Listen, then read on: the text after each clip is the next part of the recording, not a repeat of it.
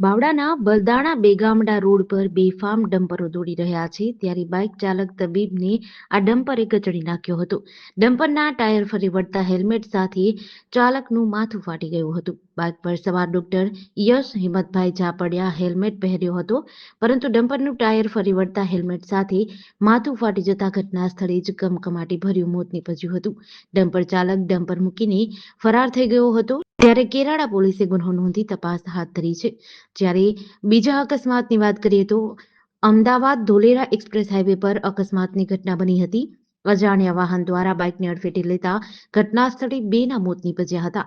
ધોળકા તાલુકાના સરંઢી ગામ પાસેનો આ બનાવ છે. ત્યારે બનાવને પગલે 108 ઘટના સ્થળે પહોંચી ગઈ હતી. ધોળકા રૂરલ પોલીસ સ્ટેશન દ્વારા મૃતદેહોને પીએમ અર્થે મોકલી વધુ તપાસ હાથ ધરી હતી.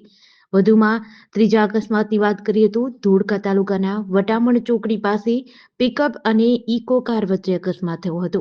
અકસ્માતમાં 14 વર્ષીય કિશોરનું મોત થયું હતું. ઇકો કારમાં 3 લોકો સવાર હતા, તેમને ગંભીર ઇજા થઈ હતી.